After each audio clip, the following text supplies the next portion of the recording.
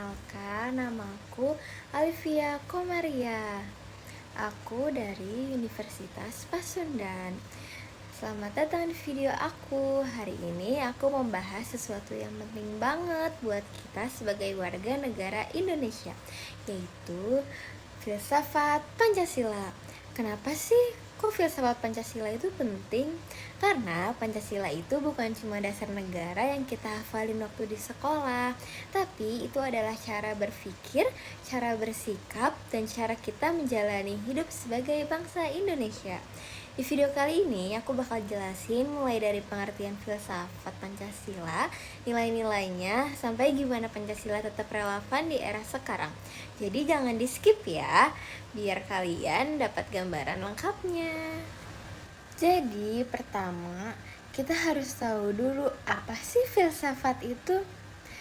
Secara sederhana, filsafat itu usaha manusia buat mikir lebih dalam tentang hidup, nilai, dan kebenaran. Jadi kalau digabung, filsafat Pancasila itu berarti pemikiran mendalam tentang nilai-nilai yang ada di dalam Pancasila. Pancasila bukan cuma simbol negara, tapi jadi pedoman kita dalam bersikap dan mengambil keputusan. Nilai-nilainya itu sebenarnya diambil dari budaya bangsa, kebiasaan masyarakat Indonesia, dan pengalaman sejarah kita. Terus, Pancasila itu datang dari mana sih? Nah, ada beberapa sumbernya.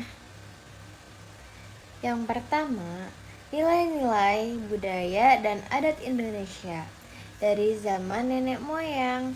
Yang kedua, rumusan pendiri bangsa yang dibahas di BPUPKI dan disahkan di PPKI tahun 1945.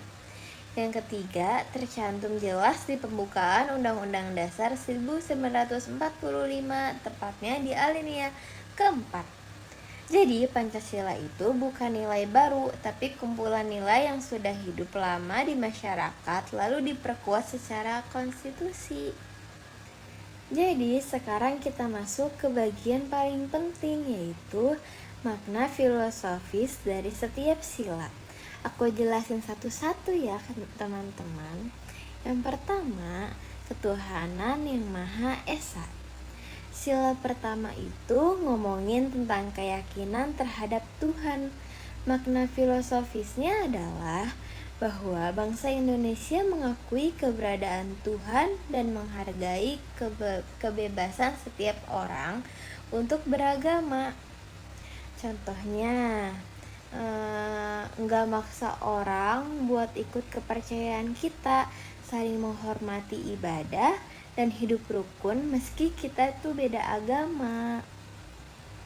Yang kedua, kemanusiaan yang adil dan beradab. Sila kedua itu ngajarin bahwa setiap manusia itu punya martabat yang sama. Filosofisnya adalah kita harus memperlakukan orang lain secara adil, manusiawi, dan beradab. Contoh di kehidupan sehari-hari itu, kita tuh nggak ngebully temen, bantu orang yang sedang kesulitan, dan mempunyai empati terhadap sesama. Terus yang ketiga, persatuan Indonesia.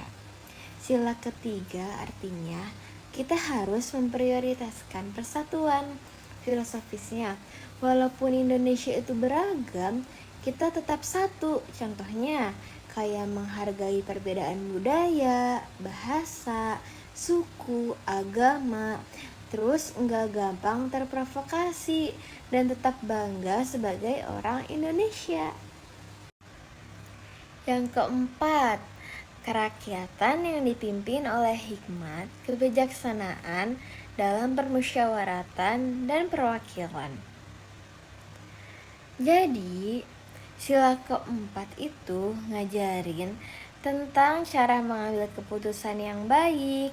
Maknanya itu, keputusan itu harus dimusyawarahkan, bukan dipaksain ya guys. Contohnya kayak pemilu, rapat OSIS, atau bahkan diskusi keluarga. Kita belajar dengar pendapat orang lain dan cari kesepakatan bersama. Yang kelima, keadilan sosial bagi seluruh rakyat Indonesia.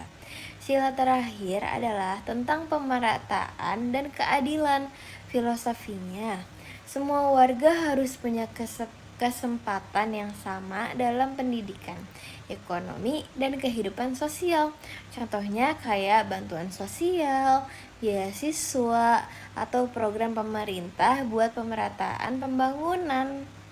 Jadi, itulah pembahasan lengkap tentang filsafat Pancasila, mulai dari pengertian, sumber, makna setiap sila, fungsi, sampai relevansinya di kehidupan kita sekarang. Harapannya setelah nonton ini, kalian bukan cuma hafal Pancasila aja ya, tapi juga ngerti makna mendalam di baliknya dan bisa menerapkannya dalam kehidupan sehari-hari. Terima kasih banget sudah menonton. Jangan lupa like, komen, dan subscribe ya. Sampai ketemu di video selanjutnya. Bye-bye.